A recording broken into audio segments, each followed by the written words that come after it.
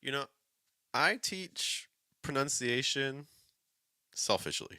I teach it because largely I don't want you to go through what I went through in my own language, a journey, pronunciation journey. So I was an Italian major in school. Actually had the chance to like fly over to Italy. What the 6, 10 hour? I forget. No, it was way more than six. What was it like maybe like 10 hours? I think it's like a 10-hour flight. And so I actually got to fly there. And when you arrive, what happens is you have to take there's like a placement test you have to take to find your level because I was going there for a school. And so I was kind of in a it was kind of a big problem because on the one hand my grammar skills were like up here. They were pretty good, but my speaking was horrible. I couldn't talk. I had all the grammar, but I just couldn't talk at all. So they basically had to put me at like an intermediate level to kind of squeeze me in the middle there. Okay, which is fine. I get it. And so I was there for about, let's say one, two, three. It was about like 9 months. I was there for about 9 months. And so when I was there, I was like, you know what? Okay, I need to like just like focus on speaking because that is the reason why I was put in the level I was at, right? So 9 months, I just I talked to everybody. I didn't use English at all, and so then after the 9 months was done, it was really rewarding because there were other students in the group, and there was me. And the other students, a lot of times, they would like hang out with each other, and they would talk to each other in a mix of like Italian and English, whereas I was pretty much like 99.9% just Italian. And you could really like hear the difference like between my speech and their speech. Like you could really really hear it. But it was frustrating too because at the same time, I just remember like the night before I left, I was hanging out with some Italian friends and some new friends I'd met, and they're like, "Wow, like you speak like really really good." It's just man, your accent. So today, what I'd like you to do is I want you to think to a moment in your life that has had an impact on you, especially like in a sort of emotional level. Let me adjust this camera really quick because I want everyone here to have one story at least that you feel real comfortable conveying to people and that really draws your listener in. And so I want to show you some techniques to do that. So that's going to be our little bit of our focus today. Good morning, good evening, good afternoon, guys. Welcome to your daily American English pronunciation show. Wake up, American. We're here Monday through Friday, typically around 8 a.m. New York, to make sure that you can get in your 5 to 10 minutes of pronunciation practice for the day. And to guide you in this process, there is me. Hello, my name is Jeff. It rhymes with breath. That's one of the four keys to natural sound, including placement, pitch, breath.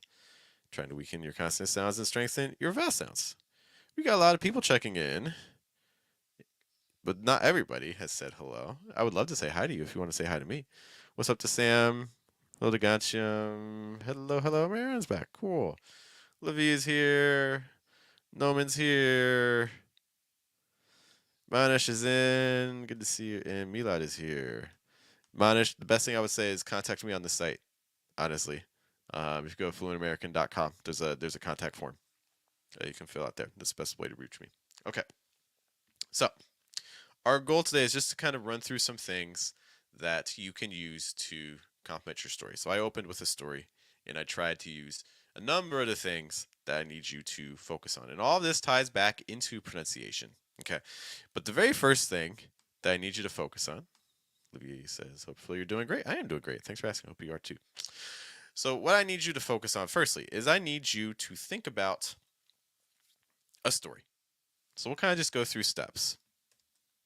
Okay, I need you to the first step is I need you to think about a story from your life that you want to tell to people.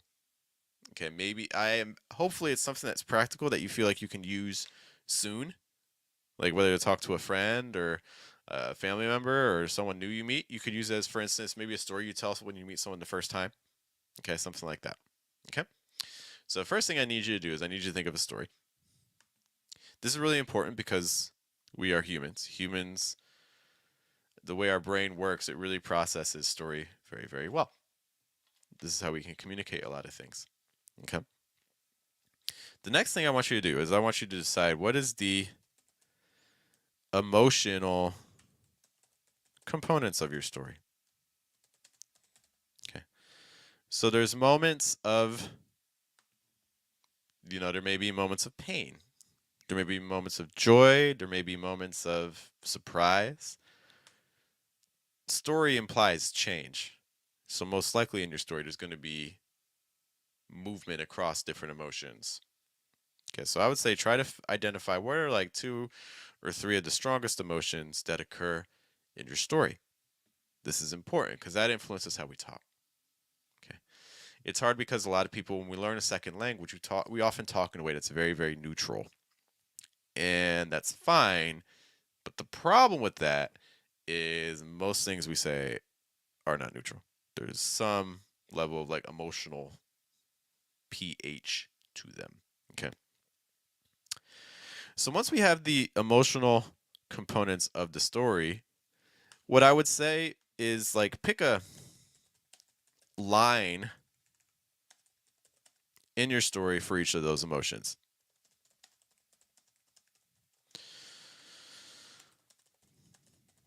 Okay, so for instance, in mind. So, for instance, the story I told you about when I went to Italy and took like the placement test, there was that moment of frustration with the test, right? Because like on the one hand, like my grammar scores were really really good, but then on the other, so I was like just trying to just really describe that difference. So I want to pick that moment and then like practice it and try to say it in the emotion I want. So again, like I'm trying to convey the frustration. So like I'm gonna do it with a lot of contrast in pitch and like maybe a little bit like a slightly tenser jaw. I'm gonna do some things with my face. Like like on the one hand, like see my face like what are the faces you want to use in different parts of your story too? Because it's not just about your speech; it's your whole body. We just did a stream on this yesterday. Okay, I really encourage you to check that out. So you want to be thinking about what you want to do with your pitch. Like, do you want to go higher in pitch? Like on the one hand, like, or do you want to go lower? But then on the other hand, so like deciding what are the pitch ranges you want to use for that. What's the volume you want to use for it? On the one hand, I was doing this, but on the other hand, I couldn't. You know what I mean? Like it's like something like that. What are you doing with your voice to complement? So then the fourth thing I need you to do, what are you doing with your voice that complements those emotions? Okay, so think about what you're doing vocally. Livy asks the real question. Are you originally from Italy? Like, your heritage from there? Nope. Nothing. Nada. Not an ounce of Italian blood in me. Just the way things go sometimes. Okay. So then the fifth thing I would say is, so what are you doing with voice that complements those emotions? The next thing I'll say, kind of related to that, is more like 4B, but I'll mark it as 5. What are you doing with your body to complement those emotions? So like if I say, I was like really happy with my progress. Like I was really happy, so happy face, but also like, using my hands and like to show how happy I was. Like I might do like a wide motion, or if it's like, it's like really, really small. So I make my voice smaller and tighter. And then I also, do the gesture and make my face small. Okay. Brandon asks, is this story that brings emotions maybe from it can be. It can be. Levy says you could look Italian. I got that. Especially like I bought like clothes and things when I was there, so if I did I could have been taken for Italian. The thing is I can be taken for lots of things. Mexican, Cuban, Italian, Egyptian, many, many things. Dominican, I get Dominican a lot. Um, Sam says, thanks for the explanation yesterday. I'm not confused anymore. Things are clear now. We were talking about thought groups and stress and pitch and things. So I'm glad Sam's feeling resolved. Okay, so let's run through again the things. I do have to run in a moment, but I want to make sure you're running through these things and I want you to practice them. And let me know as you practice this. If you have questions, you can always talk to me. But again, first thing is you decide what your story is. Second thing, I want you to find where are the emotional components, where are the emotions you want to convey in this story. I want you to pick one section of your story for each of those emotions for us to practice. The fourth thing is I want you to think about what are you doing with your voice that can complement it. The fifth thing, what are you doing with your body to complement it? Okay. The next thing is I would like you to, some things I want you to say. Where can you add a pause? So if you're telling a story, so it's like the problem, let's do example again, like the placement test I took. So like the problem with the placement test, my grammar was like really good. It was like up here, but my speaking, not so much. Do you hear the pause? Can you do that with a moment in your story? Can you add a pause somewhere in your story? The next thing I'd like you to do is once you have your pauses, the next thing I want you to do, where can you speed up? Where can you slow down? So let's use that one section again as an example. So, so I took this placement test, and the problem was that my grammar scores were like really good. They were up here, but my speaking was way down here. Okay. As you practice these things, it's going to feel really exaggerated. It's going to feel exaggerated, but it's not exaggerated. What's exaggerated, actually, in a lot of ways, is how you talk right now. Because you ever like talk to kids? Kids are really interesting to talk to because kids give you genuine emotion. When they are happy, you can just tell they're happy. When they are sad, you can tell they're sad. There's no hidden motives behind it. They're not hiding anything. It's just the emotion they feel is the emotion they give you. Adults are horrible for that, especially for some of the cultures that we come from because we've been taught to hide in a lot. Okay. So, what's happened is that over time, we've flattened everything. That's the exaggeration that's happened. We've removed the genuine emotion. We've taken it out. And so to access, in my opinion, our true selves, these are things that we need to incorporate more. What's up, Bruno? So I don't personally, I understand approaching it as an exaggeration. It's going to feel like an exaggeration, but my argument is that no, it's actually how we become more of our true selves. Okay. Mariana asks, I have an interesting situation. American people talk really fast at Lincoln. Like how to practice to speak faster. Any tactics? I do have some tactics you can use. Okay. Let me just wrap up this point really quick. So, guys, what I would encourage you to do, I want you to try these 7 steps. Try these 7 steps. Just take like 10 minutes out of your day. Try these 7 steps. Record yourself doing it. Let me know how it goes. Try these 7 steps and let me know if how it goes.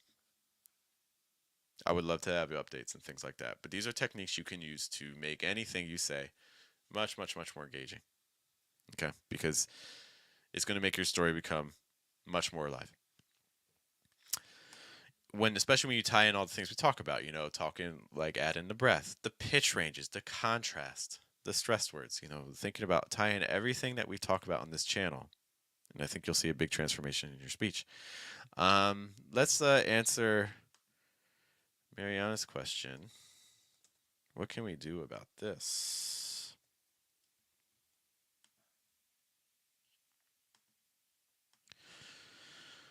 Appreciate your patience as I load this up. So we're just going to visit the channel really quick.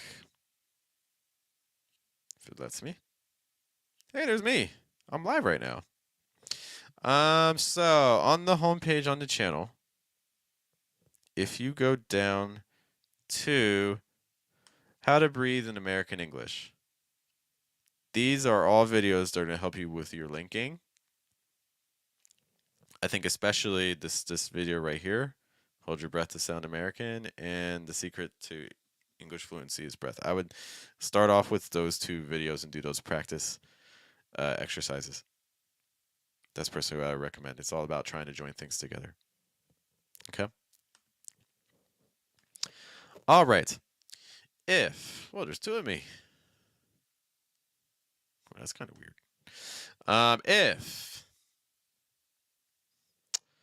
If you want to practice storytelling even more, I would really study people who do a lot of storytelling. Who are people that do a lot of storytelling? One of the groups of people that I think are great models for us would be like comics, stand-up comedians. Okay, because they have to use storytelling to tell many of their jokes. Not all comedians do it, but it's a very common strategy in comedy right now is storytelling. Because they have to do all those things I just told you about, and they have to do it in a way that really engages an audience to the point where people are paying them money to watch them perform. If you would like to join me on a journey where we study comedians and see, specifically, we're targeting their pitch, but we'll look at some other aspects of them. Okay, we had two workshops coming up. We have one coming up on the 27th and one coming up on the 20th of June at different times. The 27th is at 8:30 to 10 New York time, and then the 20th one is 4 to 5:30 in the evening New York time. Okay, so I would love to study pitch with you. Seats are very limited for this. Okay, and both of them already are starting to fill up. So if you are interested in studying how comedians do storytelling and do those concepts that we actually kind of just talked about today, then I encourage you to sign up because it'll be great to work with you. It's an hour and a half workshop. Once it's done, you get access so you can rewatch it and practice on your own. Just something to consider because it would be great. Bruno says, I believe we get rid of the emotion with speaking at beginner level because trying so hard to sound correctly. Oh, I agree. We're trying to sound perfect when the reality is sounding perfect makes us sound less natural. You know? And then, even if that is your strategy at the beginning, you know, when do we change strategy? When are we no longer beginners so we can focus on other stuff? You know what I mean? I think one of the issues too is that we just never leave that strategy. We just stay there. We're like, oh, I'm just going to sound correctly. That's all I want to do. And we never be like, you know what? Okay, I think I'm there already. What's the next step? We never go to the next step. All right, guys, I do have to run, but thank you for spending part of your day with me. I greatly appreciate it. Look, there's a million pronunciation resources, so the fact you're with us for a portion of your day is greatly appreciated. I do want to give you a heads up.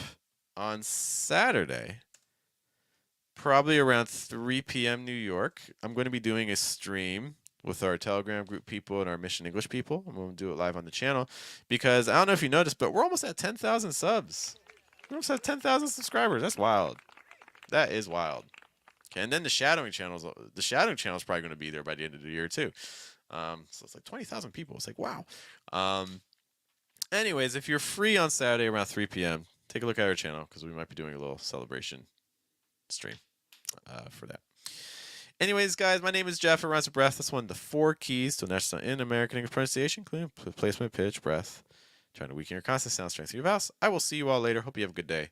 Have a good night. Have a good afternoon. Bye.